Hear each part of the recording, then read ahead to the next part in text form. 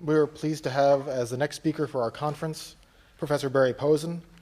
He is a Ford International Professor of Political Science at MIT and Director of the MIT Security Studies Program.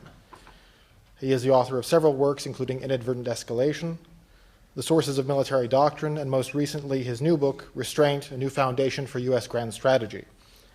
He earlier made the case for restraint in an article for The American Interest in 2007, and has since expanded on those arguments in the new book, whose main points he'll be presenting to us today. I've had the pleasure of just finishing Restraint, which lays out the major flaws and errors of the prevailing grand strategy that Professor Posen calls liberal hegemony. It also outlines the basic structure and goals of a grand strategy of restraint intended to replace it, and then matches this new strategy with the appropriate military means needed to carry it out.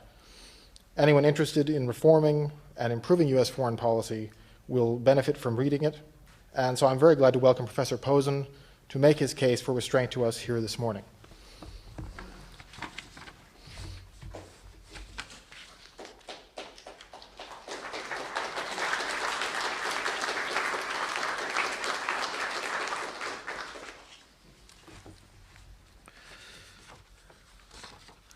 I have to get used to showbiz, the lights.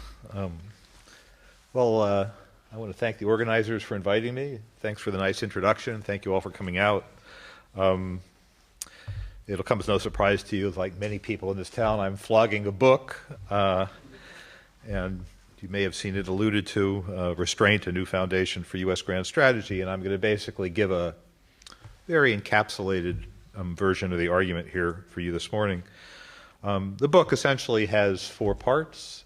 It describes the evolution of post-Cold War U.S. grand strategy. It offers a critique of how that strategy has worked. That was fun to write. It lays out the political outlines of an alternative, a little more difficult to write. And it lays out the military aspects of an alternative. So I lay out a notional force structure and military strategy and defense budget to support the political strategy that I talk about. All right. So it's a relatively tidy package. Doesn't settle every issue. Opens a lot more issues probably than it closes. Now, you should always talk a little bit about where you're starting from, and I have a fairly narrow definition of grand strategy. Grand strategy is about ensuring this country against threats to its territorial integrity, its sovereignty, safety, and its power position, insofar as its power position is a means to those ends. So not every ounce of power is worth every other ounce. You want a sufficiency to achieve those ends. Grand strategy is a theory about how to create security. It connects together political and military and sometimes economic means and ends. It offers reasons for the connections, and it sets some priorities about what matters the most and what matters less. Now, the problem that I see, and I think the previous panel talked about it a little bit, is there's a considerable degree of consensus in the American foreign policy and security elite on grand strategy. And that, I think, crosses the political parties. And I think John Eikenberry at one time called that strategy liberal hegemony, and I think that's a good description. It's liberal because of the American project, which is to spread both liberal institutions and liberal ideas around the world. It's hegemonic because the project depends on a very great disparity between U.S. power and all others, and in some sense fetishizes the maintenance of that hegemony at almost, I wouldn't say at almost any cost, but willing to spend high cost to sustain it. And once you work down and ask, well, what matters in this strategy? It's just about everything matters. Terrorism matters, failed states matter, rising powers matter, revanchist powers matter. Just about everything matters to this strategy. So it's not particularly well prioritized. And the way that everything matters is not always clear. Nevertheless, there is this remarkable consensus. And that consensus was born at a particular moment in American history, what Krauthammer called the unipolar moment, and with that, the term which caught on.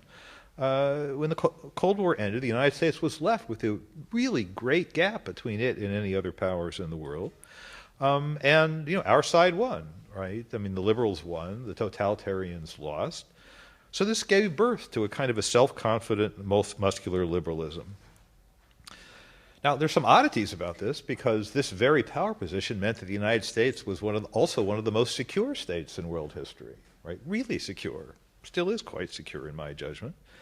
And yet, despite the security, the United States has been incredibly active, and this activity has generated quite a lot of military activity, which is even kind of more of a problem, a puzzle. Bob Work, who was back in the building across the river, he had a nice briefing chart in a briefing he was giving a year or two ago that showed that, at least in terms of frequency, per unit of time, the United States has been at war in some way or another about twice as often since the Cold War ended as it was during the Cold War, right? And so here's this very secure country, nevertheless fighting like crazy, and fighting for what?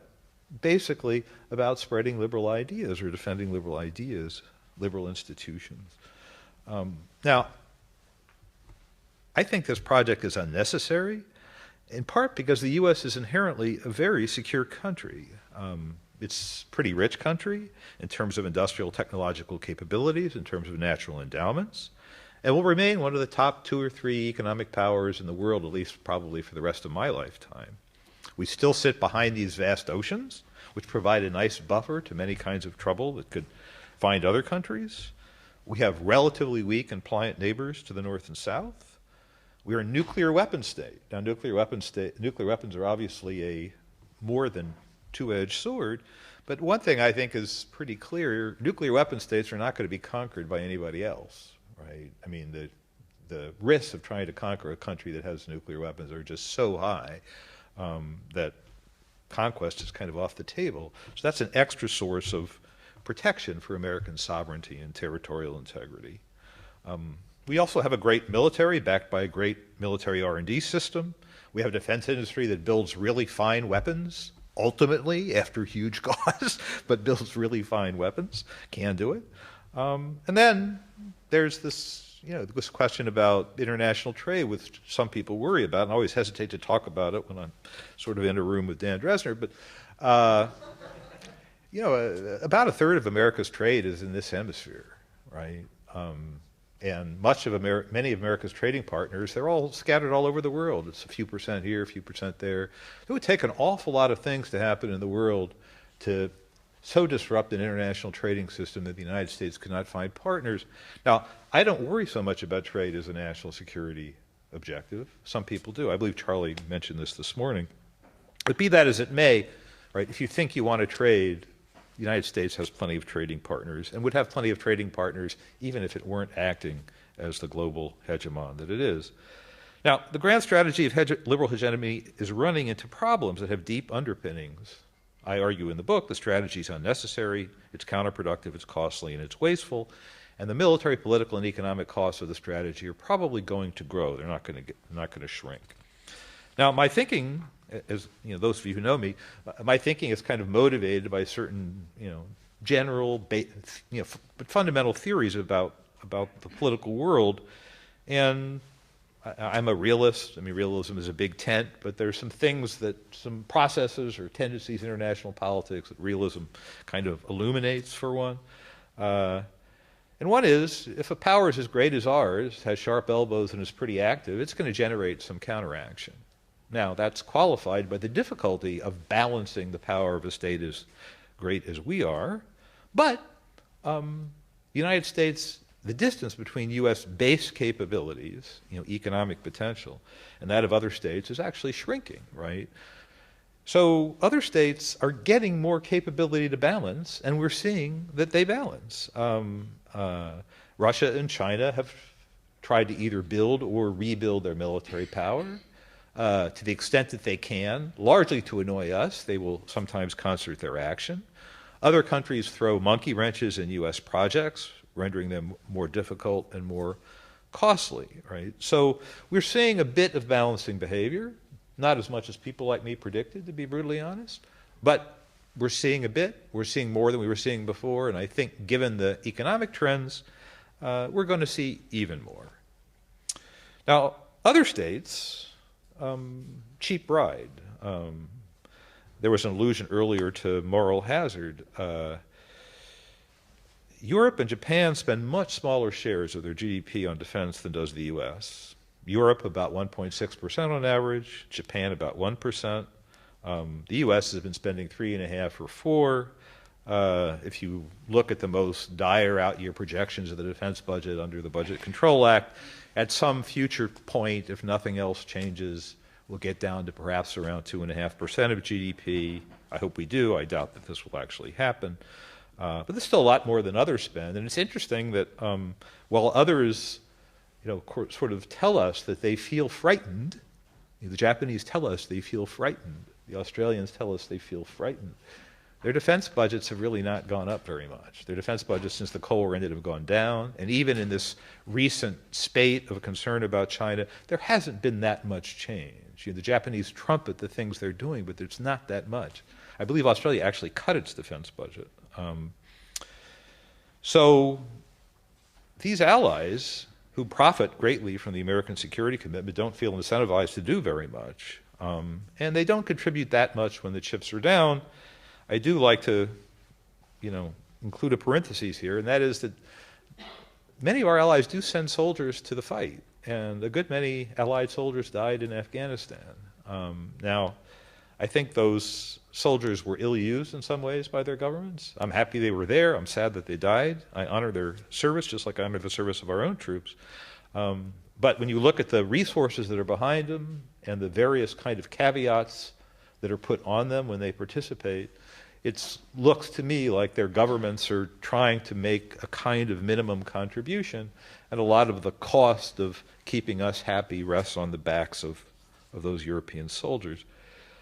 So it's perfectly rational for self-interested states to cheap ride. If they can get someone else to ensure their security, it's perfectly rational to husband their power and rely on the power of others, right? So we're in a situation where the Americans, they'll be happy to watch I'm exaggerating here, but if the Americans spend themselves into penury securing these folk, they'll be happy to have us do that, and then they'll spend what they need to spend on defense. Now, other allies also, because of self-interest, exhibit another problem, which I call reckless driving. Some of them are close allies, some of them are wannabe allies, but when states get the idea that we've got our arms around them, they tend to do things that are mainly in their interests and often not in ours. The Georgian government drove recklessly, got itself into a war with Russia. The present government of Taiwan is pretty careful, but the last one, reckless drivers used to like to poke the dragon.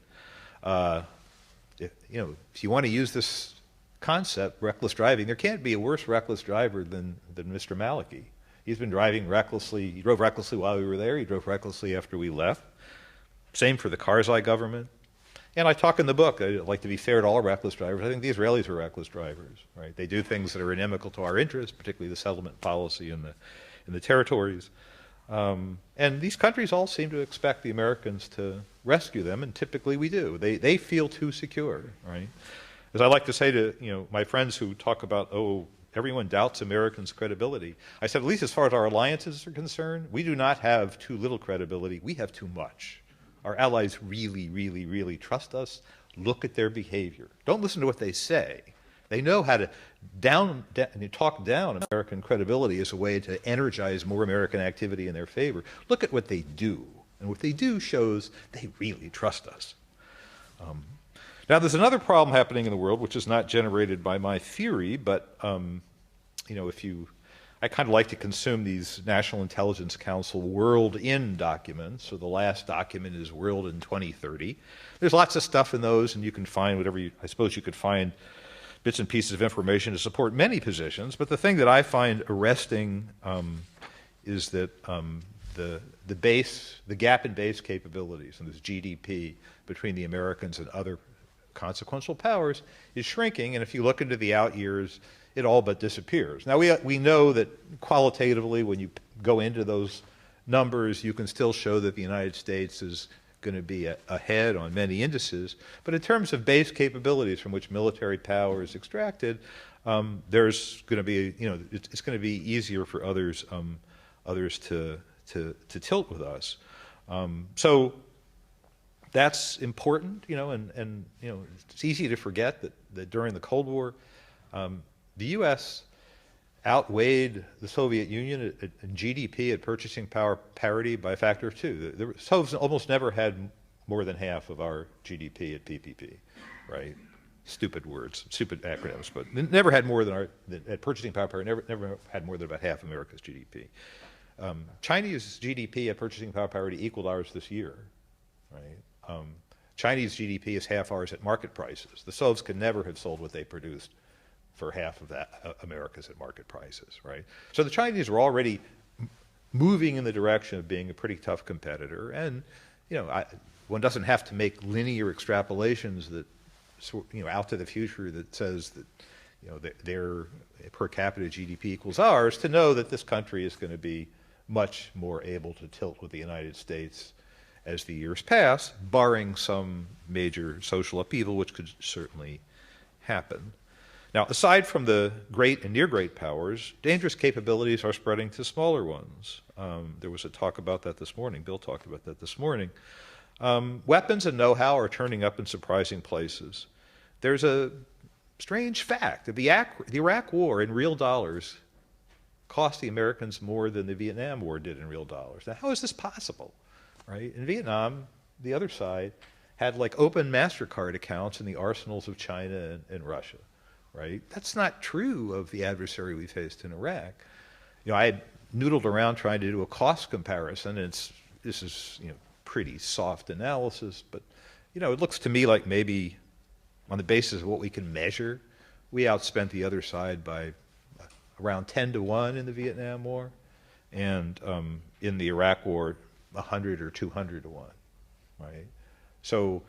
And that's basically, in both cases, to kind of fight yourself to a kind of a stalemate, a kind of a stalemate that had some positive potential embedded in it, but still basically a stalemate that when we took our hands off the back seat of the bicycle wrecked. So the trends are not good, right? If it requires this kind of cost exchange ratio in dollar terms and these kinds of lumpy sums to be able to bring a country of 25 million with maybe 5 or 10 million people in it who really don't like us to a state of stasis, then future experiments of this kind are probably not very smart, right? This is a way of grinding up American capability in the out years.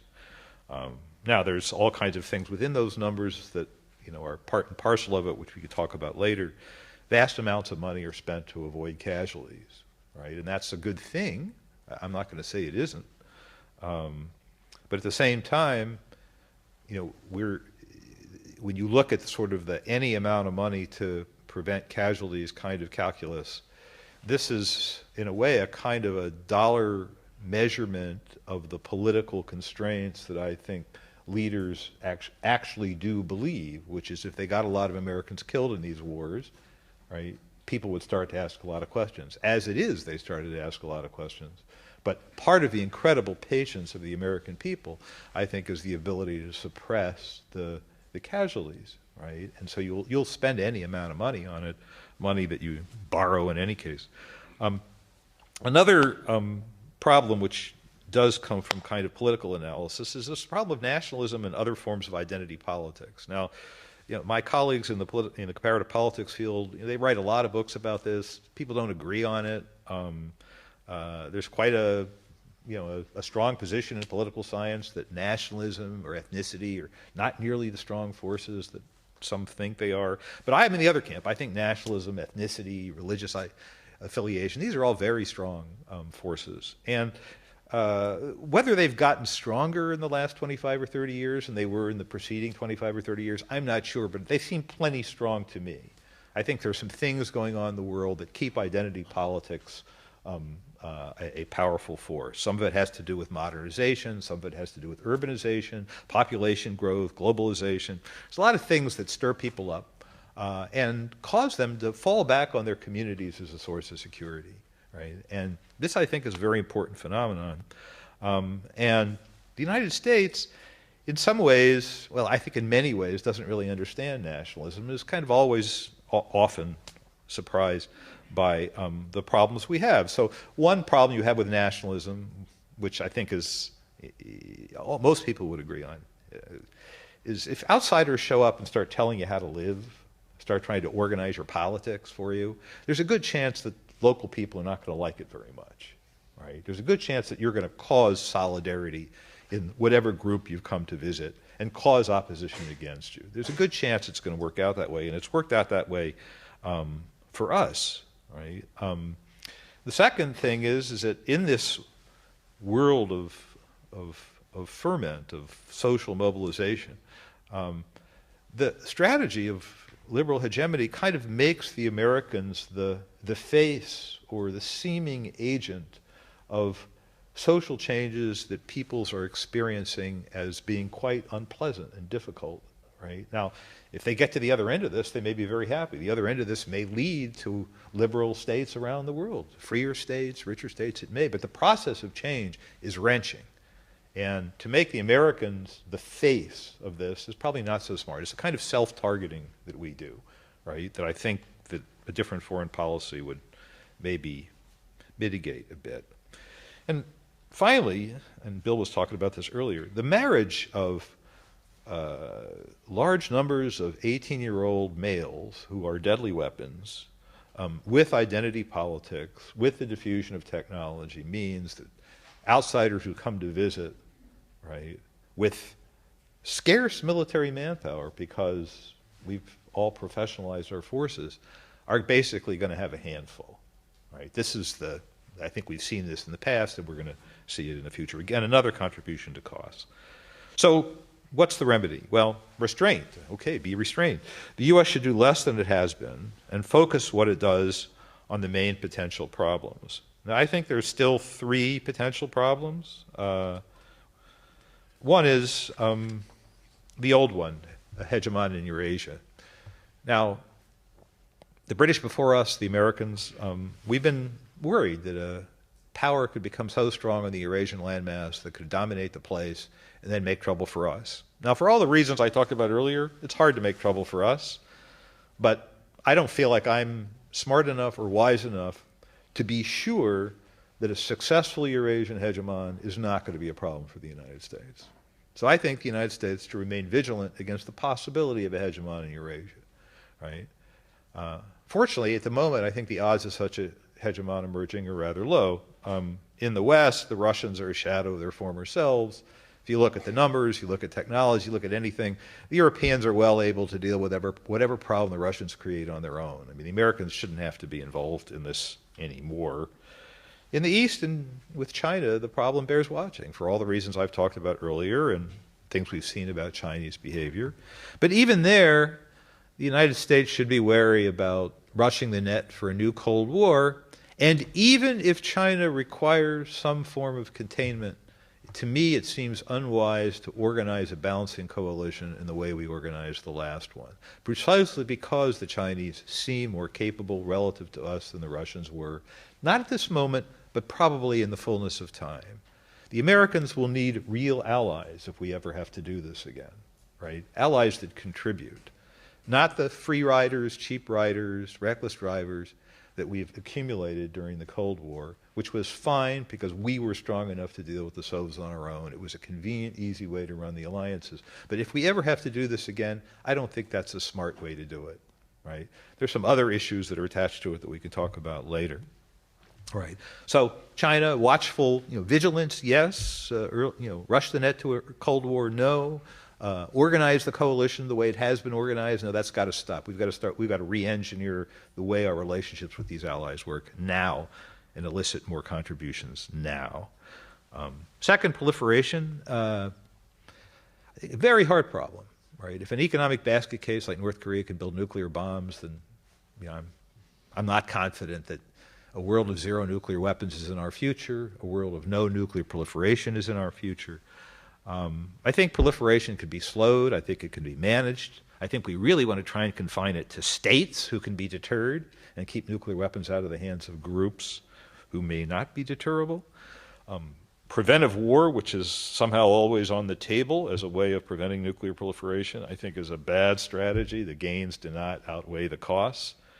What we should do is be working cooperatively with other nuclear powers to ensure best practices in terms of maintaining custody of weapons, and be quite vigilant to the possibility that weapons could fall into the wrong hands. Now, it's not always going to be easy to prevent that from happening. You need a variety of tools, but in some cases, it's just going to be tricky, right? And I think we have to accept that, right? Because the alternative is going to visit places and occupy them, and I think the cure ends up being worse than the disease. The final problem is the example of al-Qaeda. This is all in the press. You know, we have a new bogeyman, ISIS. I think we have to accept that if there's been one kind of nihilistic organization that identifies the United States as the source of all their problems and identifies violence directly against the United States as some sort of a solution, if there could be one, there could be more. And I think we've learned that because of the world that we created, which allows a lot of movement of peoples and has produced a lot of capability in groups, we have to be alert to the possibility that there are threats to U.S. safety. These are not going to bring down the republic, but it would be better if they did not happen, right? So what do you need to do? Well, defense is an important part of that. Actual defense, denial, hardening up the country, hardening up the targets. We've done a lot of that since 9/11. In many ways, probably more than we ought to have done. But defense is one good tool. You do need a certain amount of offense, but it should be used sparingly. And the main thing you need is intelligence. And you need what you want is groups who decide to get into this business. You want to be able to identify them, and you want to be able to hunt them. Hunting them is more important, really, even than killing them. They have to feel hunted, because if they feel hunted, they spend resources trying to protect themselves that they can't spend trying to attack us or attack others, right? And again, you know, any one of these things, if you pursue it to the to its ultimate, you can get yourself into all kinds of trouble. So I try and talk about moderate policies to pursue these objectives that keep benefits and costs in some kind of a balance. This is a subjective statement. Now, regional strategy. I think we should turn most of our alliances into more political and less military kinds of exercises. This is particularly true of the North Atlantic Treaty Organization, which I think our work there is done. Now, I tend to be a small c conservative on doing these things. You know, you can't turn off all these relationships overnight, but you do need to set some sort of goals for yourself. Just for heuristic reasons, I said, let's do this over a 10-year period. I think that's a reasonable period for making major changes in the way we do business. In Europe, the first thing I would do was have a European Supreme Allied Commander and start these people thinking about running their own affairs. In the Persian Gulf, I think we have to think about what we can do and can't do, what matters, what doesn't matter. At most, I think what the United States could do is keep one oil state from aggressing against another oil state.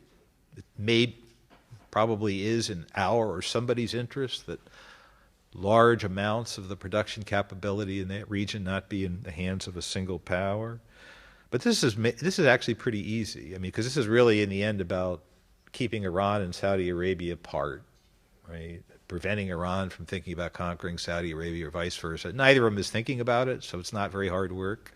The deeper question for America in the Persian Gulf is our relationship with these regimes relative to their internal politics, and whether there's a game that's worth the candle in trying to keep regimes alive that have become in many ways congenial to us, but nevertheless are strange regimes. And the Saudi regime is a strange regime in modern times. It's just strange. It doesn't seem like it can last forever.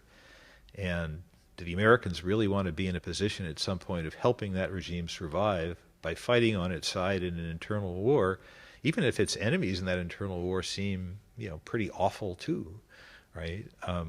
We got involved in civil wars in Iraq, and we paid a high price. I think Saudi would be worse, right? And that's the temptation, because anybody who knows anything about oil knows that really the biggest producer in the Gulf is Saudi. They're the big casino.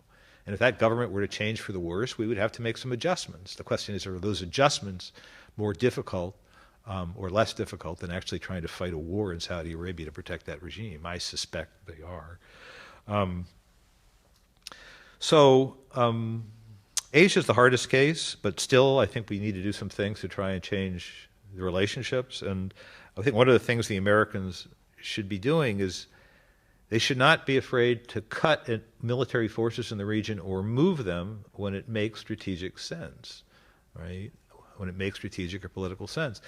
The locals should get used to the idea that American military forces come and go on an as-needed basis. They're not there to protect them for all time against all things.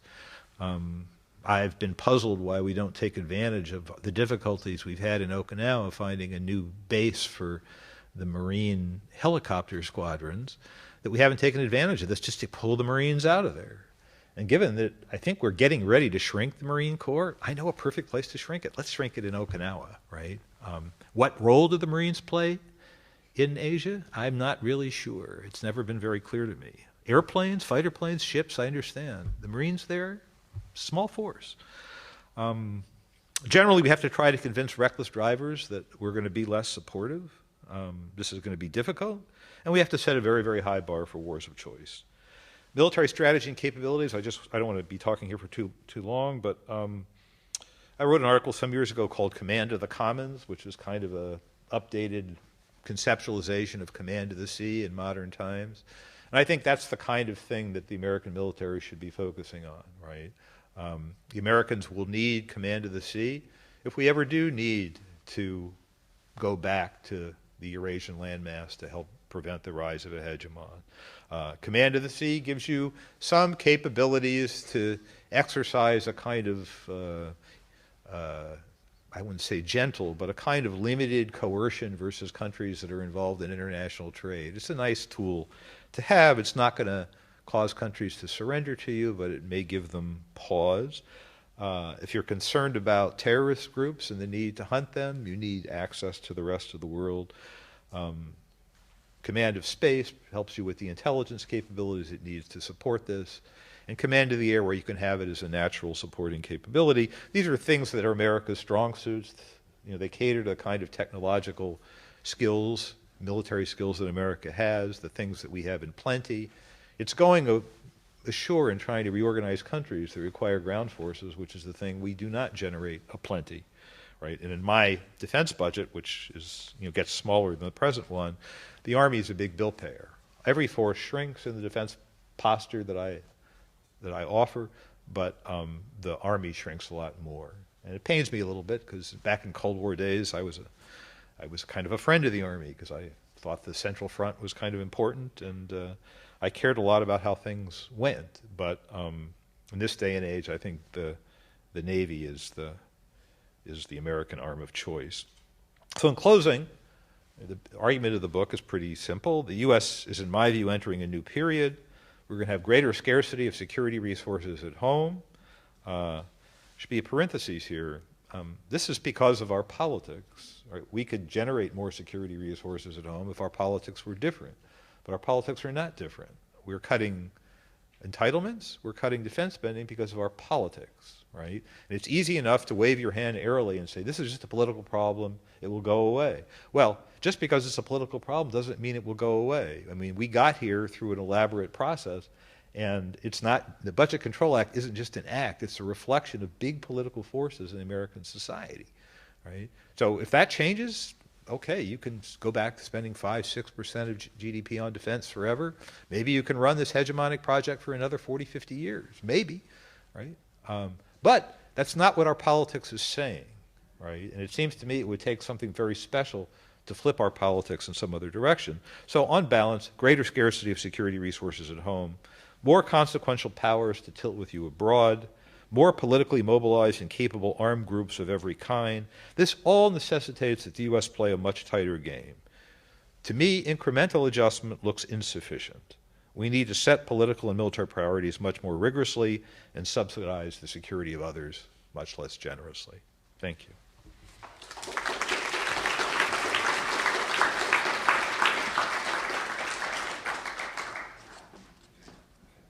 So we'll have time for a few questions with Professor Posen. I think they wanted us to yes. sit over there. Is yes. that what they want us to do? Okay.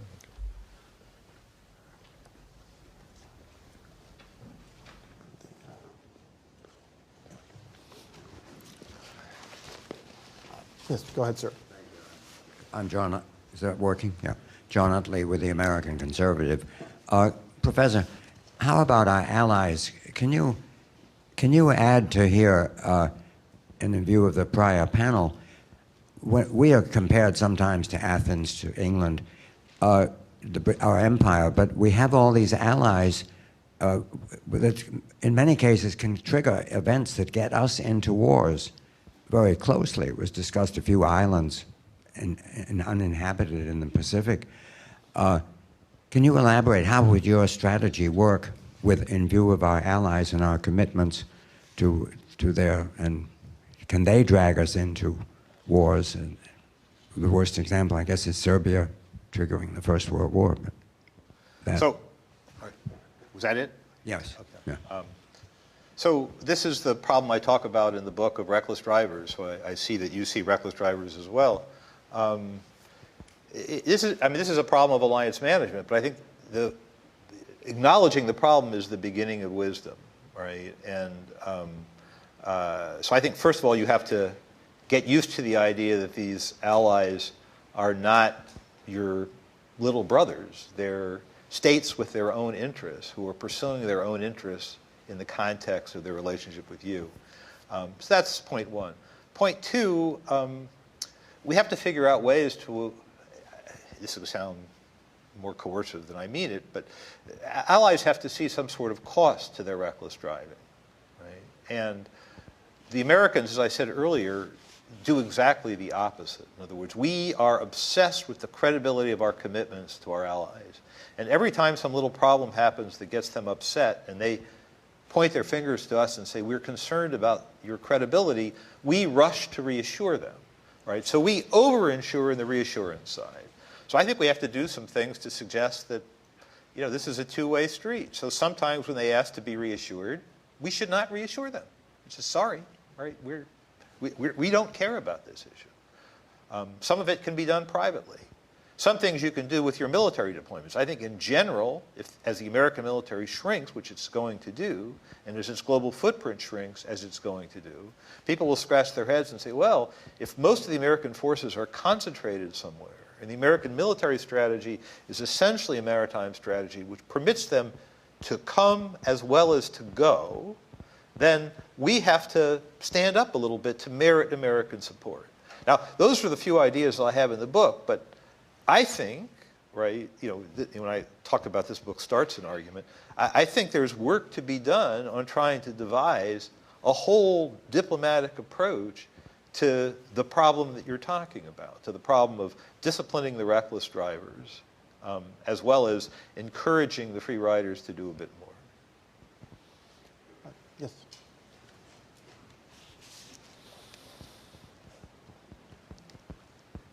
Ali Wine with the RAND Corporation. First, thanks so much for your presentation, Professor Posen. I really enjoyed it and really enjoyed your book. The question I wanted to ask has to do with what I think is a growing fear expressed, I think on a bipartisan basis, and a growing fear that if the United States is indeed in relative decline and the United States has anchored this international system in the post-war era, and if there isn't any country or coalition that could replace the United States in that capacity, that in the next, say, 20 or 30 years, and this is actually a scenario that the NIC report points out, that we might be headed for a system of global disorder. Maybe that's actually... That was some global disorder. Go on, yes. So that in an era of relative American decline, and if another country or coalition can't supplant it or replace it in that role, that we might be headed for a world of anarchy, not in sort of the realist conception, but actual anarchy or global disorder. And so I guess, one, do you share that concern? And in this scenario of global disorder, if it were to emerge, how might your grand strategy of restraint work? Well,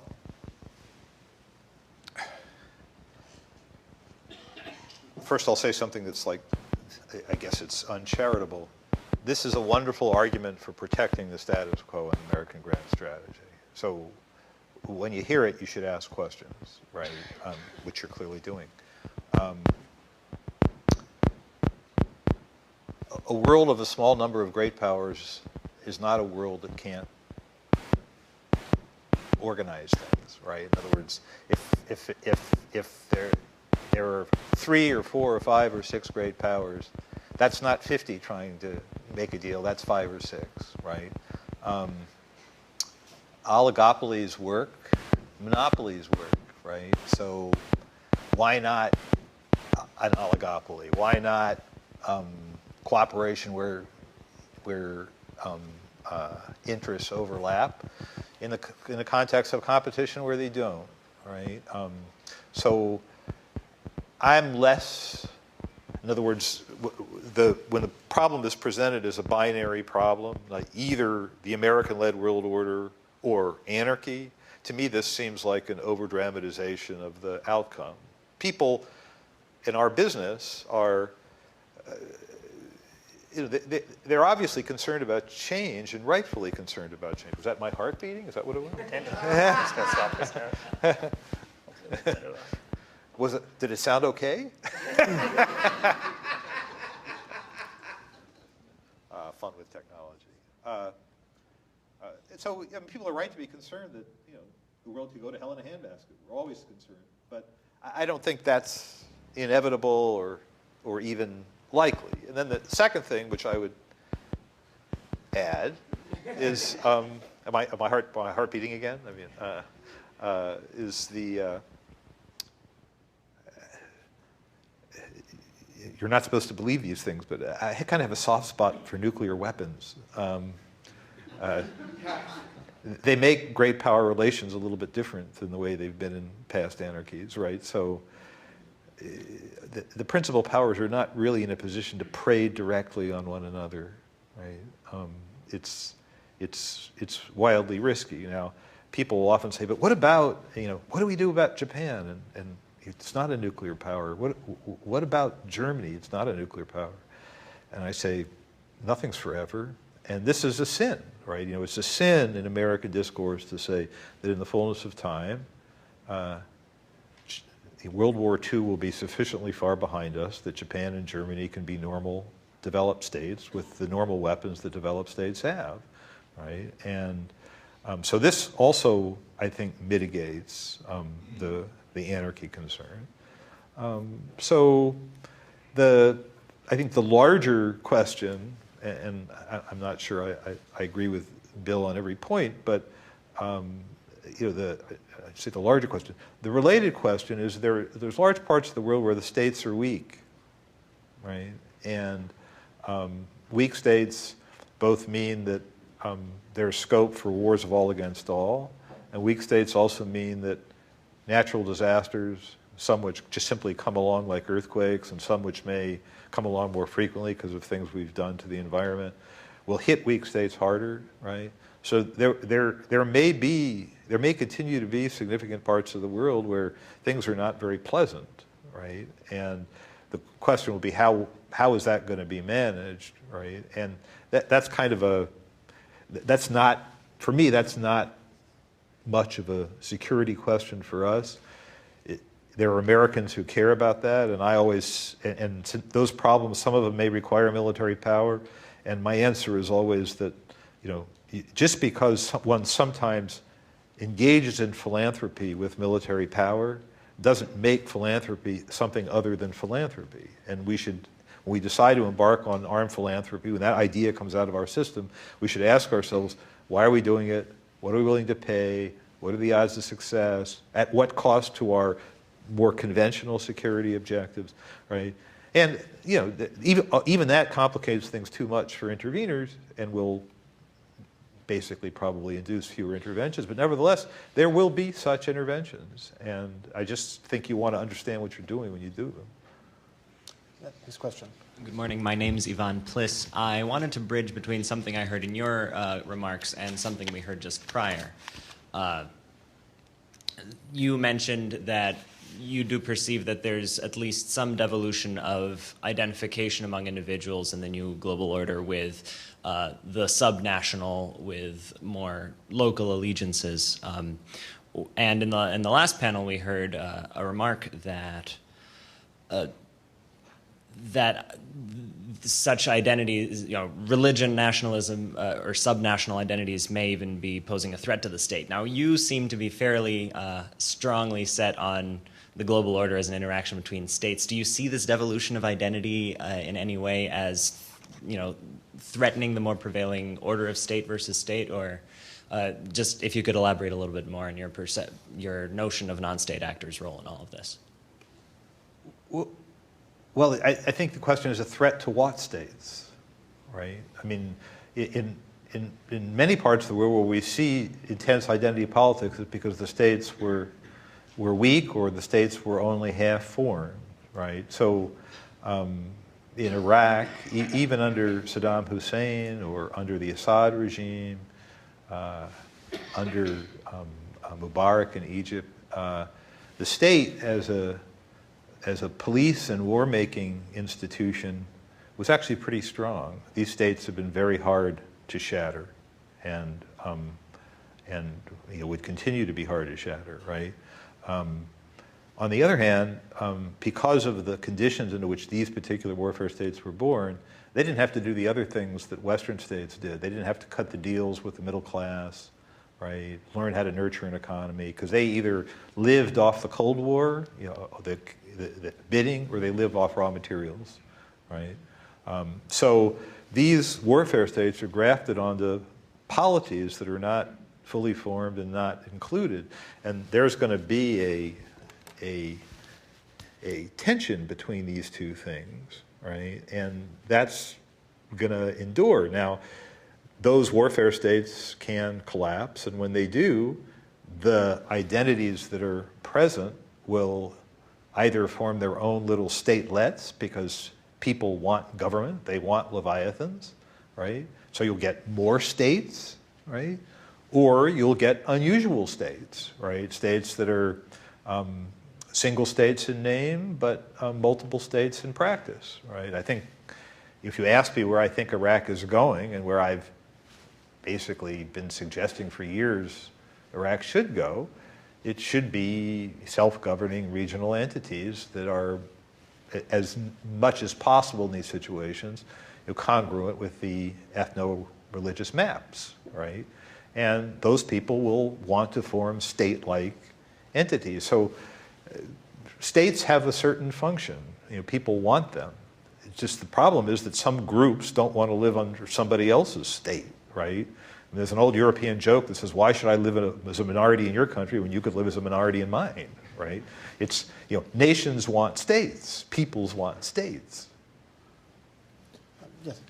Hi, I'm Shelton Williams, president of the Osgood Center for International Studies. Robert Osgood was my mentor and was pretty well known as a major realist, but he also wrote a book called Ideals and Self-Interest, which speak to America's role in the world. And one of his principal points is that the elite must establish a grand strategy that links economics, politics, and military and can convince the American people that it's within their interests, within their ideological point of view, and a change in the grand strategy seems to sort of change the assumptions underlying international economics and politics. What's the role of leadership in changing the grand strategy? It's not going to just evolve. It's going to have some sort of leading spokesperson or a leading politician. Do you see that coming? Is that necessary? Well, I mean, it is necessary, and whether it's coming or not, I think, is an open question. One of the things that caused me to write this book, this Restraint book, is what appeared to me the disappearance of debate about foreign policy in the United States, a replacement of debates about grand strategy with debates about minor tactics that are made to seem as if they're debates about grand strategy, right? So it's often about tools and about priorities, but the basic consensus on liberal hegemony is very strong across both parties.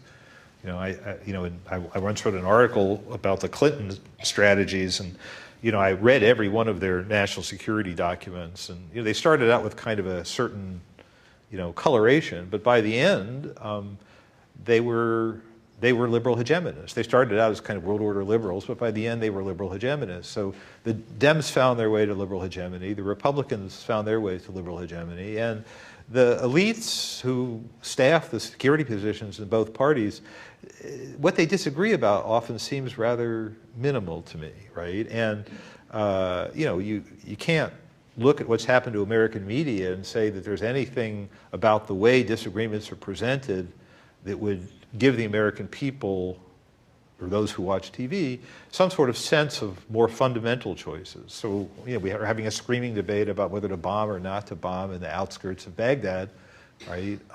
This is not productive. Now, that said, alternative views that were sort of like, what is it, Dracula movies, this is the way you kind of keep the ogre away.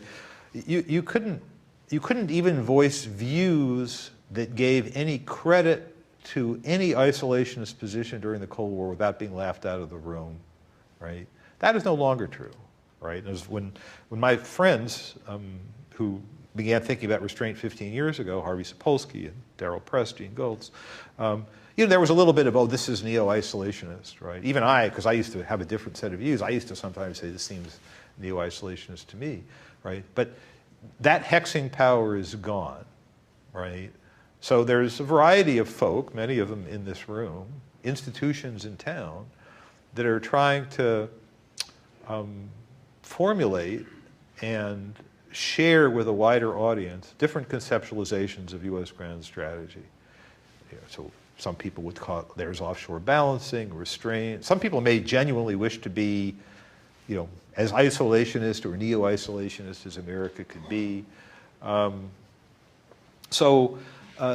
We're sharing these ideas and promulgating these ideas, and it's no longer laughable. It's no longer can be dealt with by just saying one or two voodoo words and making it go away. And as we look at what public opinion polls are making of the views in American society, it's clear that there's some feeling out there in the polity that the Americans have done too much in the world and could do less. The Americans have been too open, too active, too this, too that. And not all that is pretty. Some of it reflects itself in nativism, anti-immigration sentiment. So there's ferment, but there's ferment in the body politic about this. 5, 6, 7, 8 years ago, people who defended the present strategy would pound the table and say to someone like me, your strategy is not consistent with the liberal values of the American people that they want to see implemented in their foreign policy, right? Now, you'll still hear that, but it rings hollow now, because the American people, to the extent that one can divine their attitudes, have discovered some of the costs of this project. And they're not sitting around over the breakfast table weighing these things. There's some large-scale set of intuitions that are saying, this does not seem worth that much, right? Now, I always say to people on the other side of this debate, I say, look, what I want you to do is go to the American people with an honest story of what the strategy costs and see if you get all kinds of support. That's what I'd like you to do. Go to them with an honest accounting, right? Chris Preble and a colleague had an article in was it the Times the other day? The article about, front-loading your assessment of the costs for veterans of the war. I don't know if that's exactly the right thing to do, but conversations that talk about plausible costs rather than lowballing, you can't come up with anything better than this. So those of us who think maybe we have to try and give them lots to look at, right? And I like the book I wrote. I think the ideas hang together. I think it's a direction the country could go, but hey, we need more voices. And the situation seems to be receptive, right, to those voices. we have time for one more question. Leandra Bernstein with RIA Novosti. I'd like to ask you a specific question about the NATO alliance, which is what your view of the future of that alliance is. You said earlier that you wanted to turn alliances more political than military. Do you believe the crisis in Ukraine is an attempt to legitimize an essentially anachronistic alliance?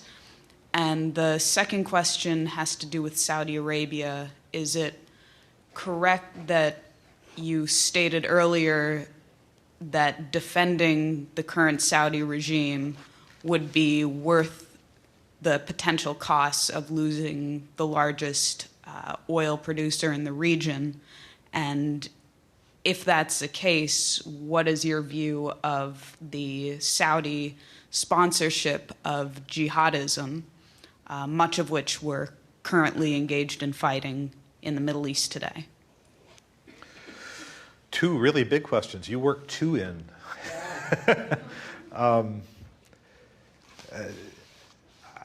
I don't, unless Vladimir Putin is the caricatured, sort of committed, revanchist, rebuild the Soviet Union character he's been portrayed, if he's not that person, instead he's essentially a traditional European statesman trying to do the best he can for his country in an anarchic world, trying to grab gains where he can, catering to a Renaissance nationalism in his own country, et cetera, et cetera. So unless there's a whole lot of additional energy coming out of Russia, I don't think this is going to inject that much new life into NATO. I think before this happened, you could sort of see what was happening to NATO. It was a kind of a genteel, incremental hollowing out of the American forces on the continent, more of which was bound to happen as the force structure cuts begin to bite. Right? That was the trend, and the Europeans would have continued to spend less or not spend more and shrink their forces. Right? So all forces were going to shrink, and yet all of the rhetoric would have remained the same, and all of the customary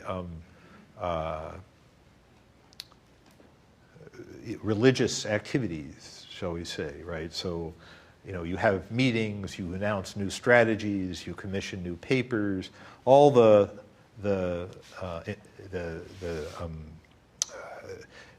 pseudo energy that NATO generates for itself to make it seem like a living institution would all have continued, and only a handful of folk like me would have been pointing out that the emperor has no clothes. Now, everyone would have continued to bask happily in the American claim that they would come back and defend if anything bad happens. This is very congenial. And the Europeans are very good at convincing the Americans that we have an absolute obligation, an absolute need, et cetera, et cetera. So that I think was the trend, right? Now, will that trend continue because of Ukraine? I think it probably will, right? I thought it was, just to take a cheap shot here, I thought the president was kind of misguided to run off to Europe and offer $1 billion worth of exercise money over the next year, as if the problem was mainly ours, right? Even if you wanted to do something, the Allies should have been obliged at those meetings to say, for every dollar you generate, we'll generate 50 cents worth of exercise money. This is an alliance. The president did nothing, really, to convey the image that this is an alliance in which the Allies need to pony up. The alliance enlarged itself to include Poland and the Baltics. That was a decision that was made collectively. That means everyone's on the hook to defend Poland, and everyone's on the hook to reassure Poland, not just us, right? That's the way it should be. It's not the way it's going to be. That's my prediction, right? So I don't think my advice is going to be followed. I don't think the notion that there's going to be a renaissance because of Ukraine is going to happen. I think it's a bump in the road on a kind of a slow decline of the real capabilities of the alliance, married to a continued set of political assurances and roadshows. And of course, there will be the obligatory speech by American SecDefs at the end of his tenure or her tenure, At the end of his or her tenure, every American SecDef has to pound the table and make a speech that the future of NATO depends on the Allies standing up and contributing their fair share, and how horrible it is that they don't. And everybody nods their heads sagely, and the Europeans say, of course, we have to do more, and that's the end of it, right? Why SecDefs feel compelled to go through this exercise, I do not know, right? Because it has no consequence, no effect, right? Now, on Saudi, I may not have been clear. I do not believe I don't believe America's interest or the world's interest in the free flow of oil are sufficiently great to make a war to defend the Saudi regime worth the United States. I think this is a way of painting a big flat circle and a zero on America's forehead, a target for every jihadist entrepreneur in the world, right? So I would say this is something we don't want to do and we shouldn't do, right? What to make of Saudi involvement with jihadis around the world?